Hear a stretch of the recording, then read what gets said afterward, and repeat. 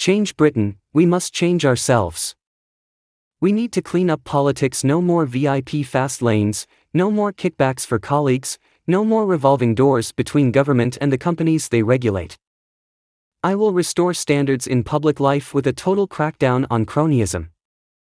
It wasn't the right thing to do, you plonker. And then he says, it didn't cost the taxpayer a penny. Well, that's all right then, isn't it? I mean, who on earth thinks it's okay to take money from a lord who's loaded to put your child in an apartment he owns so they can study peacefully?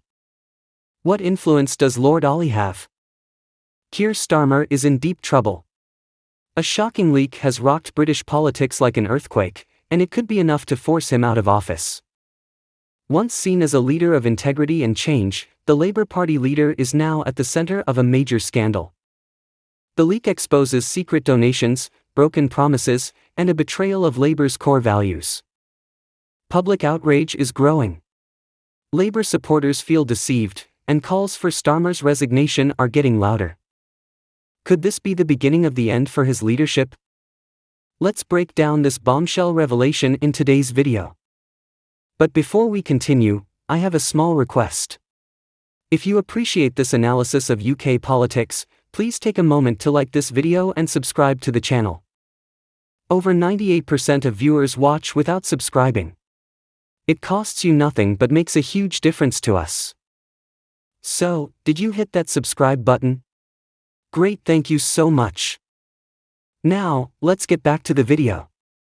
We're just outside Epsom Hospital, where the Prime Minister was here to announce a series of measures on how he intends to cut NHS waiting lists, a 7.5 million backlog.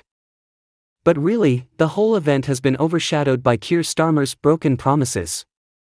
Starmer promised to restore honesty and fairness to British politics. He stood before the nation, vowing that Labour would be different, no more secret deals, no more corruption, no more politics as usual. But now, leaked documents have shattered that image. A massive multi-million-pound donation to the Labour Party has exposed deep hypocrisy at the heart of Starmer's leadership.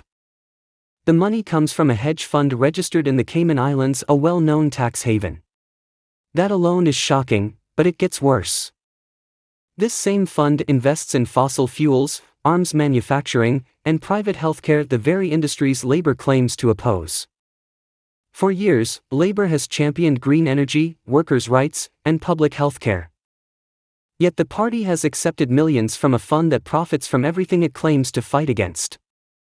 This revelation has sent shockwaves through British politics, leaving Labour supporters furious and Starmer's leadership in serious question. Change Britain, we must change ourselves. We need to clean up politics. No more VIP fast lanes, no more kickbacks for colleagues, no more revolving doors between government and the companies they regulate. I will restore standards in public life with a total crackdown on cronyism. Labour supporters feel completely betrayed. Those who once believed in Keir Starmer's promises now see them as empty words. The party that stood for fairness and justice is now linked to secret deals with powerful financial backers. This scandal doesn't just threaten Starmer's leadership, it shakes the very foundation of the Labour Party. As the news spreads, pressure is mounting. Calls for his resignation are growing louder, and even members of his own party are beginning to turn against him. The big question now is, can Starmer survive this crisis, or is his time as Labour leader coming to an end? His future hangs in the balance as the backlash intensifies. Can I ask you, do you stand by your pledge to support common ownership of rail, mail, energy, and water? We've got to be practical. What about the pledge that you'll end all private provision in the NHS? There is some private provision in the NHS, and we're likely to have to continue with that. That was a very specific pledge, however, which has now gone. You said that you would work shoulder to shoulder with the trade unions to stand up for working people. That will get a hollow laugh from the RMT today. What about the House of Lords? At the last election, the Labour Party pledged to abolish it. I think there's got to be reform. Are you personally open to the idea, in the longer term, of changing the voting system? It's not a priority for me. Are there any circumstances in which you would do a deal with the SNP? The fallout from this scandal has been swift and brutal. Within hours of the leak, social media erupted with hashtags like Starmer resign and Labour crisis trending worldwide. Labour voters who once believed Starmer was different now feel deceived. The outrage isn't just online, it's spreading across the country. Labour's deputy leader Angela Rayner is also under fire, with reports suggesting she could face a police investigation over the donations. Yet, despite the growing anger, the mainstream media has largely ignored the story, focusing instead on minor political distractions. But the public isn't fooled. They demand answers, and they want them now. This crisis isn't going away anytime soon. I have a hypothesis on Starmer and all his voyaging. He's been all over, hasn't he? He's acquired more in air miles over the most recent 5 months than the vast majority procure in pound notes. He's voyaging all over. I think on every one of these outings, he gets from his authorities and goes to the nearby high road, checking out at-home specialist windows. I believe he's sorting out where he and his family are going to reside after he's totally destroyed this country. He won't actually need to live here himself. Wherever he goes, he most likely notes, goodness better believe it, we could bear the cost of that one. Definitely, he will converse with his mate Ruler Ali, right? Master Ali will figure him out with a property. He has the penthouse currently that he can utilize, a house down in Kent he can utilize, and a spot in New York assuming he needs to.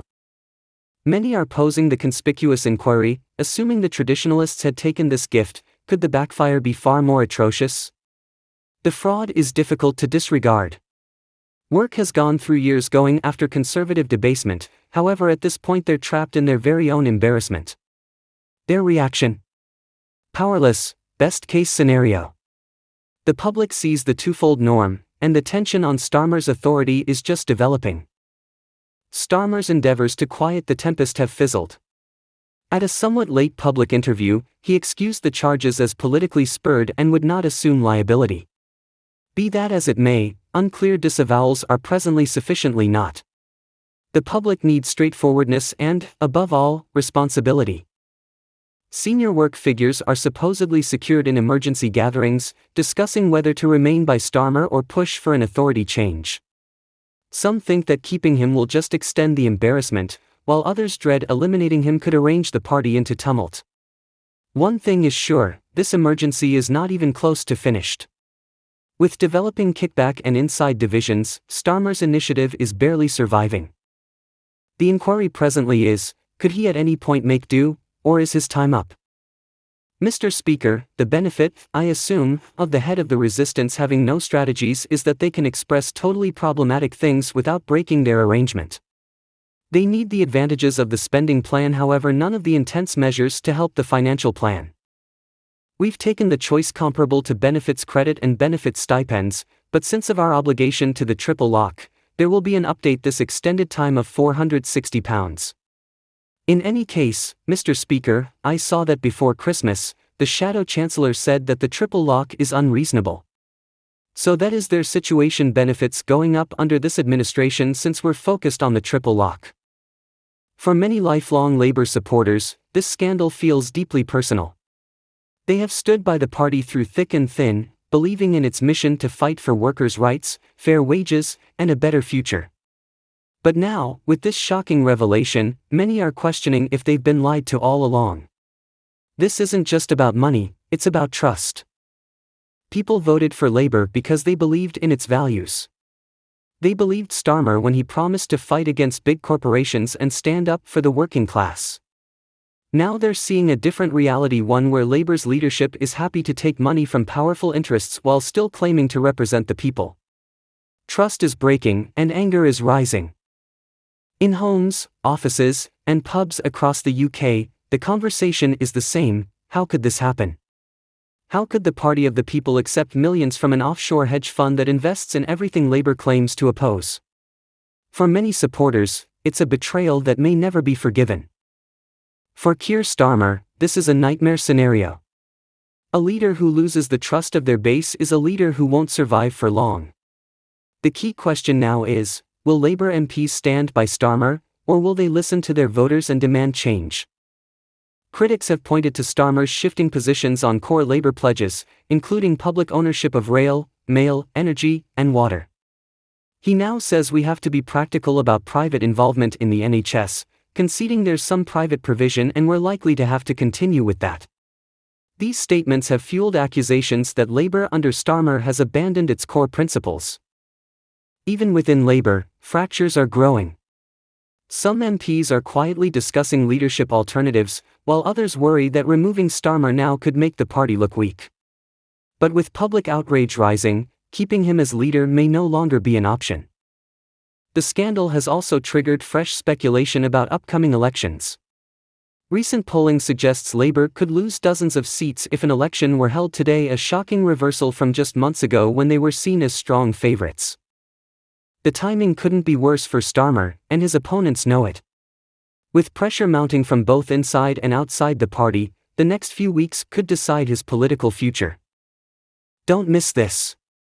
Like, share, and subscribe for up-to-date political insights. Hit the notification bell to stay informed.